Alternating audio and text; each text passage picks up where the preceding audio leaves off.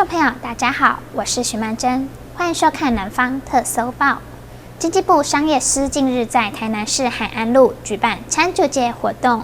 将居酒屋、烧烤店、卤味等特色美食店家聚集，再搭配啤酒等饮品，推出各项优惠方案，希望能发扬海安餐酒馆品牌特色。桌上摆满了海安路的特色美食，让人看到口水直流。再搭配调酒师所调制的海安之星，非常特别。经济部商业司打造台南市海安路特色街道，聚集居酒屋、烧烤店、卤味、炸鸡等特色美食店家，再搭配啤酒和创意饮品，举办独有的餐酒节。我想商业司其实推品牌一条街，其实整个概念我们也是看到，像美国他们有那个 Main Street 那样的一个街道。那台湾过去比较多会是在商圈，可是因为商圈的范围可能也比较广，它比较不容易去凸显那个特色，所以我们也希望是说，把这个区域里面最有特色这一条街把它聚集起来，然后把品牌打出来。海安路自重新活化以来，已经变成是台南市晚上最热闹的地方。周边不但有神农街、沙卡里巴、水仙宫等观光景点，还有许多特色店家。透过商业司与商业发展研究院的辅导，让这些店家的品牌行销和服务更加鲜明，发展成不同于夜市的特色商圈。透过整个品牌的营造，将夜经济、角色经济、循环经济以及角色经济一起融入到我们的整个海安路。那也希望透过这样的一个行销，能够让整个台湾还有所谓的消费者到台湾来，到台南来，就可以到我们的台南海安路来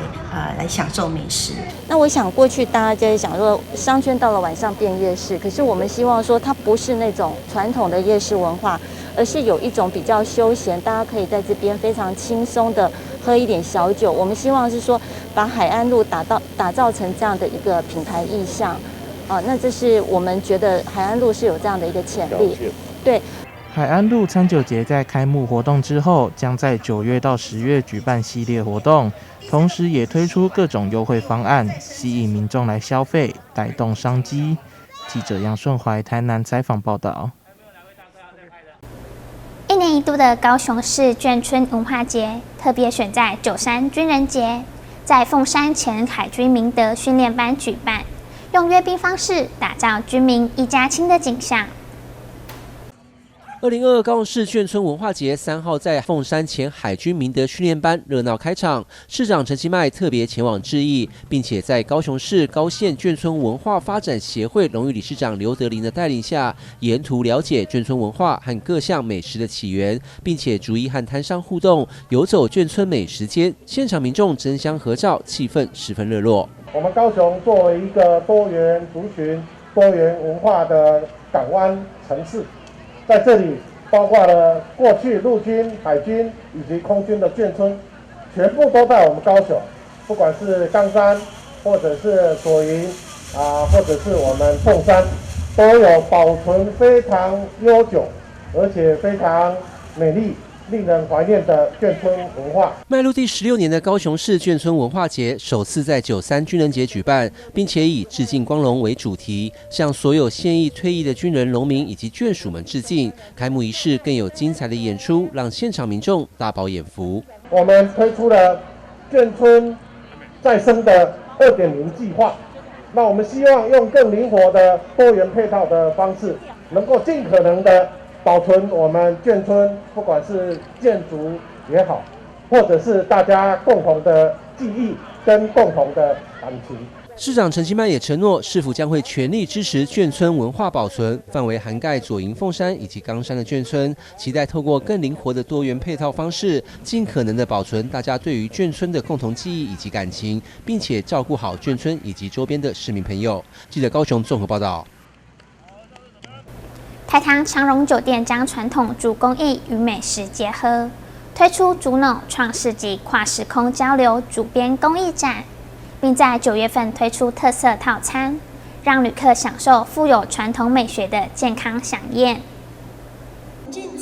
台糖长荣酒店长期致力落实社会企业责任与支持文化资产传承，结合台南市文化资产管理处，在1楼大厅展出竹篓创世纪跨时空交流竹编工艺展，展出国宝艺师莫永崇、廖之德、卢敬之的传统工艺竹编大师作品。台糖长荣酒店的在大厅的中庭，它有一个好处，为什么好处？因为它24小时里面都可以让所有的旅客进来这个饭店的时候，或者附近的邻居都可以来这边欣赏，因为它没有时间的限制。台糖长荣酒店致力于企业社会责任，除了我想做公益活动以外，再来文化的传承，尤其这些艺术的部分，尤其国宝级的这些老师，这些尤其竹编的，我们一定要把它展览出来。这一次郑总特别极力跟文资处来合作，把竹工艺的特展能够延续到这样的一个饭店大厅。文化中心的开放时间有限的，而且是有时间上的限制，但是这边是全年无休，而且24小时对外开放，而且看到全部是国际的旅客也好，或是来自台南以外的旅客，这样子大家这几位老师的工艺作品就可以被很多人看到。国宝艺师卢敬之也特别出席这场盛会，他也希望透过展览，让更多人认识传统竹工艺之美。出来展示就是讲，要表示讲，会当吼，大家吼来家己好好啊利用，好好啊，互这少年的吼囡仔知影讲啊，这竹啊就是这么啊贵重，这么啊好用的呢。除了视觉的享受，饭店趁着这次的展览，也特别设计出风味十足飨宴，要让消费者吃得健康又美味。用竹子来入菜，那个所谓国际在地台湾的一些食材入菜，入菜进去以后，第一个，第二个就是利用竹编，用竹器来搭配这个所谓入菜。第三个是用竹子入菜加上竹器的搭配的出来，这3个架构，这是第一波。那第二波我们要推展的是，因为这个目前在我们的长园中那边去推吃的。那第二波我们要推出的是由在台南的一些食材，像树木鱼，然后做西式的去呈现，用那个竹笋去入菜出来，是第二波。那第3波会用台湾的料理，国际性的料理，国际的食材在竹子的入菜，会有3波。竹篓创世纪跨时空交流竹编工艺展，展期自即日起一直展到11月20日。民众现在来到台糖长荣酒店1楼大厅，就能观赏到这国宝级的展览。9月3日起，饭店也有举办逐日工坊 DIY 造型扇手作课程，欢迎各界踊跃报名参加。记者张硕维台南报道。台湾作曲家系列馆际合作计划自2020年起，以展览、演出与讲座等方式，带领民众认识台湾音乐人。今年主题陈世志音乐家纪念特展即日起开跑，欢迎民众前往参加。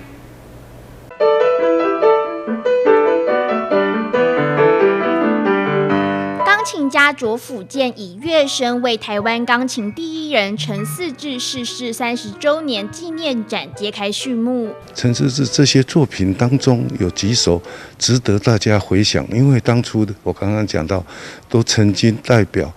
教育部来作为全国钢琴比赛的指定曲啊。那这个一定是有很好的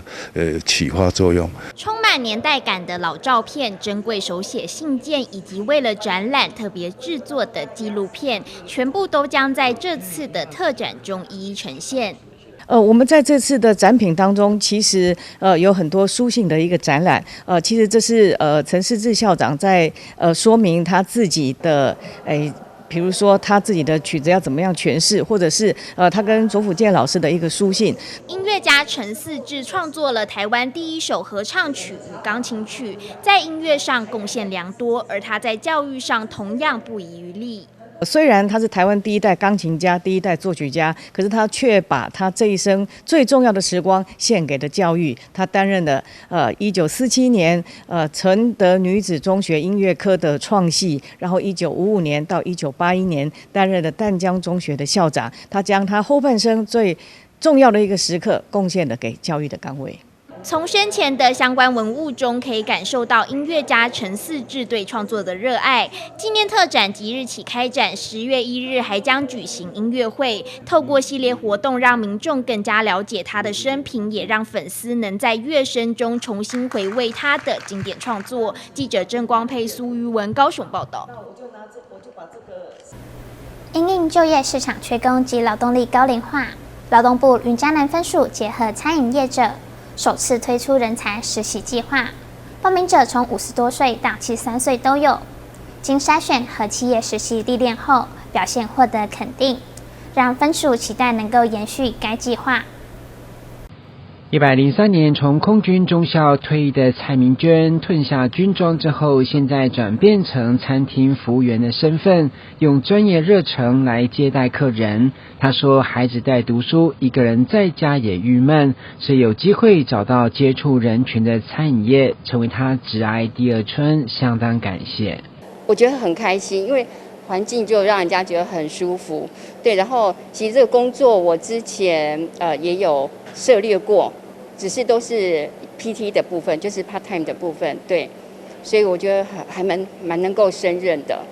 对于东东餐饮企业而言，庞大的企业体目前也面临缺工人才流失，所以乐意配合劳动部云嘉南分署所推动的中高龄人才实习计划，肯定他们稳定性、责任感、对工作珍惜的心。那他们呢，跟学生的差别就在于他们很稳定。而且因为可能有一点年纪，他们做事都很懂得说，我真的有什么事也可以跟主管请假干什么哈，他们会这样依照程序去做，不会像小朋友那样，不来就不来了。这一点我觉得他们非常好。小明娟所加入的中高龄人才实习计划，云嘉南分署第一年首次试办以餐饮为主，让有2度就业需求的民众先在企业实习评估，若符合人力标准就继续聘用。实习过程比较正直，有薪水，有保险。在企业在人才招募的部分，树立我们企业它本身的一个品牌跟形象。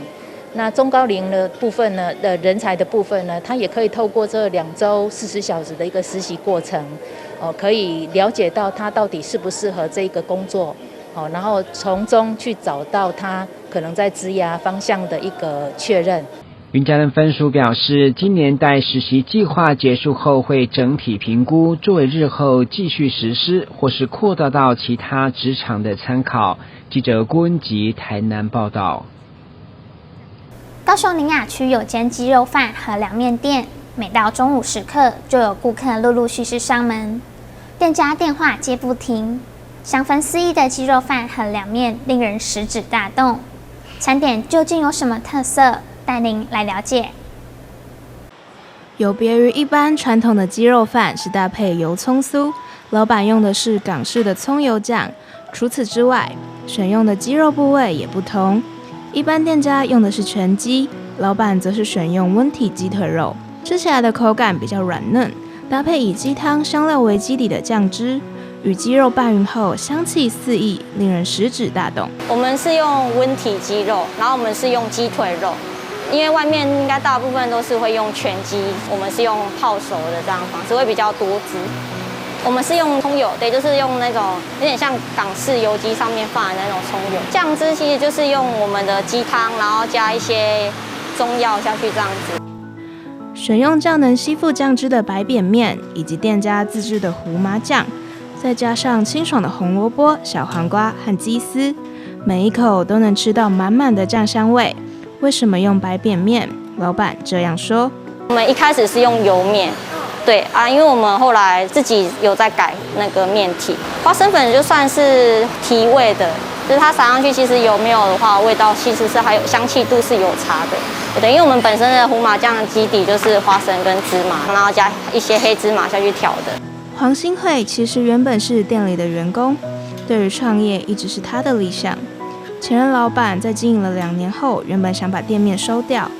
黄新慧决定顶下店面，继续让鸡肉饭店发扬光大。本来就是以创业就是为目标去各个地方工作，然后因为我刚好就来到美智家这边，然后因为就刚好遇到现在这个老板他没有想要做然后我就觉得是一个契机，我就把它接下来了。因为其实我本来就想说我要先从餐车开始做，然后因缘际会之下，我就刚好接了这间店这样。午餐吃腻了便当店的餐点，不妨来试试看清爽的鸡肉饭和凉面，让午餐多一道选择吧。记者吴佩英、周辅庆高雄报道。为让学生能够更认识电影拍摄，一所大学邀请金钟、金马、金曲奖的3金团队，带领学生拍摄微电影，创作主题曲，更集结了校内智慧科技相关领域的师生一同参与。熟悉媒体的产制过程是媒体识读中一项重要的内容。例如，一部电影的完成必须透过多方面的科技与技术的结合才能完成，特别是上古神话的古装片，在极少经典资料记载传承下，服装跟道具将是一大挑战。一所大学山海经产学案中的重头戏《人间淬炼紫天玄篇》的前导预告短片，就是集合了校内智慧科技相关领域的合作和师生们的创意发想，创造出与众不同的兵器道具与服装。当时我们接到这任务的时候，又对这个片子有一些期待。我们不想单纯只是拍一个古装，希望它能再有一些更新的元素，让年轻人能接受。进入了那个疫情5月的这个阶段，我们没有办法去中国做很多的取景、造型设计。那在台湾，它人工都非常的昂贵，所以刚刚大家看得到那个定妆之后的照片，我们的服装其实是真的耗了很多的成本再去做设计跟制作。随着影片开镜仪式的展开，影片即将进入紧锣密鼓的拍摄，而时下流行的九天玄女角色是由电影《痴情男子汉》的女主角韩生生担任。片中的拍摄及主题曲的创作也是医大学生全程参与制作。带领整个计划案执行的一所大学副校长李良坚指出，希望透过这次预告短片的拍摄，对于上古神话的文化传播有相当大的期许。如果这部电影里面我往后出来以后得到这个更多的认同的话，我相信山海经公司会结合台湾的企业家的资源跟资金，能够拍更好的一个电影，希望能够一步接一步，把上古神话精神的一个内涵、跟特色、跟人物，来那个世界里面更多的一个互动跟连结。影片的拍摄除了服装道具的仿真设计，同时也前往山区海边取景，并且在临时搭建的虚拟场景拍摄外，同时也运用一所大学新设立的元宇宙科技艺术中心的场景，利用最新的现代科技 AR、VR 技术，期望拍摄出上古时代皇帝、炎帝、蚩尤、九天玄女等特殊角色风格的剧情内容。全心全力投入这次产学业者，也希望借由这次的计划进行，让学生真正达到学以致用的效果。我最大的心愿，赚不赚钱都不要紧，但是我一定要把这个《山海经》的这个神话故事、上古的神话故事发扬起来。在发扬的同时，我们就想到说，如何让我们现在的年轻的学子能够有一些更多的就业的机会、创造的机会。所以这是我的中心初心。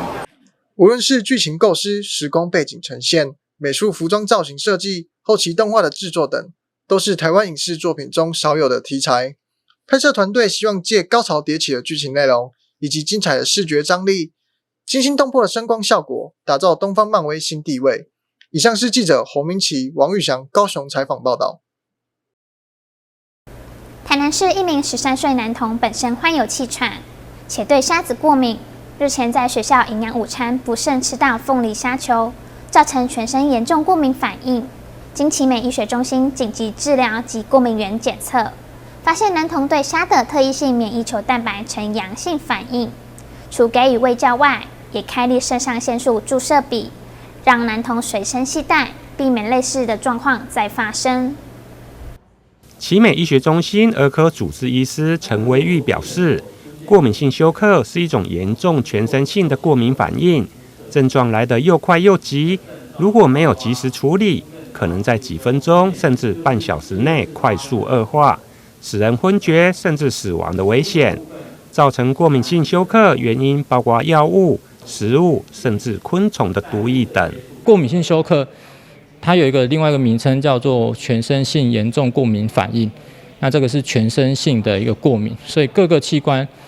都有可能会受到影响。比较常见的是皮肤的症状、呼吸系统的症状，心血管系统症状，还有肠胃道症状，甚至是神经系统的症状。那比较常见就是诱发过敏性休克的原因，包括药物、昆虫毒液跟食物。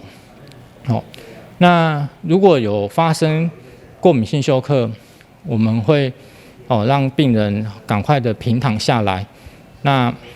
移除这个可能的过敏源。那再来就是，如果随身有携带这个肾上腺素，就紧急的施打。治疗方式除了阻断过敏源，另外就是施打肾上腺素。肾上腺素的自动注射器，目前在台湾有2种剂型，我们会依照小朋友的体重，开立正确的这个剂量的剂型给他。那我们通常会给他一个训练的笔，让他平常的时候可以做一个训练。那这个是训练的笔，里面是没有针头的，里面也没有药物。那我们在使用的时候，我们会将这个蓝色的安全装置把它打开。那打开之后，我们就会对着我们自己的大腿前外侧做一个施打的动作。那我们施打的时候，我们手是拿这样子垂直的进针，就这样子打下去，有听到跳了一声。那会停留3至10秒钟，然后再将这个注射器移除，从头到尾都不会看到针头的部分。然后，医师强调，在经过过敏原检测，找出正确的过敏源，尽量避免外。例如，这名13岁有气喘的男童，医师也特别开立肾上腺素的施打笔，让男童随身携带，以防类似发生，可以来施打。不过，医师强调，就算施打完肾上腺素，也要马上就医，接受后续的观察与治疗。记者林根台南报道。根据国际咖啡组织调查，台湾人一年大约喝掉28.5亿杯咖啡。接下来介绍的这间咖啡专卖店，用专注做好咖啡的精神，成功虏获消费者的心，让人一喝就上瘾。在左营巷弄内有一家咖啡店，没有华丽的外观，却有迷人的咖啡香气，吸引客人进门消费。负责打理店内事务与冲泡咖啡的店长谦虚说，他们家的咖啡卖的是一种令人舒服而想念的味道，而以数字命名的店名还有段有趣的小故事。我们店名8835，中文就是爸爸送我，然后爸爸送我是因为老板在感谢他父亲，因为他们一开始其实是建设咖啡工厂跟筹备都是爸爸协助他的，然后后来才开门市，所以就用爸爸送我这个名字为起由。我们走的不是说非常非常有特色或是比较华丽的感觉，其实我们是走比较朴实的路线。喝我们的咖啡其实不会非常非常惊艳，但是其实你会喝到最后一口都是舒服的，不会想说喝到一半喝不完。就是你喝完不会惊艳，但是你会想念这个味道，记住我们的味道，然后你在各家比较之后，你才发现哦，其实你最喜欢的咖啡味有可能是这个味道。之前的话就是会买一些夏天的特调的一些咖啡，然后老板有介绍我说他们家轻烘焙的咖啡很不错，然后后来一试就上瘾了，就一直都就是喝浅烘焙的那个拿铁咖啡这样。咖啡豆的烘焙程度与不同的冲泡方式，都决定了咖啡呈现的口感与香气。店长也会依照顾客喜好推荐不同的品项。我们有分重烘焙、轻烘焙跟中烘焙，对，就是针对不同喜欢口感的人去做设定。手冲的话，是喝它的各种香气比较容易喝到，然后手冲会有各种手法，可以变化更多的口感跟咖啡的氛围。但是对我们店来说，我们没有用太华丽的手法，就是让每个人就是带回去冲都可以用最简单的方式冲出一杯他属于他喜欢的咖啡。他们家咖啡有很多不同的风格，我也常买就是滤挂式的咖啡回去。每一种咖啡的就是豆品都有自己的特色，这样，所以我觉得他们是很多样，不像外面的咖啡会有酸涩的那个感觉，就比较温和。炎热的夏天，店家特别调配加入水果冰沙的咖啡，因为没有添加其他糖分，让香醇的咖啡在水果香气的衬托下，也可以很清爽。跟外面比较少见，是因为我们的咖啡完全是不加糖的，然后它是用鲜榨的果汁下去融合。那我是挑几款跟咖啡比较容易融合，不需要其他的糖分或其他的调味料去融合它的。所以我们就是利用我们先榨起来，然后把它结成冰砖，水果冰砖，然后再打成果汁，然后上面会有冰沙的感觉，让客人在很热很想喝一杯冰凉的咖啡，也可以吃到一些水果冰跟咖啡融合。因为想专注做好咖啡这件事，店内没有贩售餐点，让客人能沉浸在单纯美好的咖啡香气里。我们就是以咖啡为起点的店，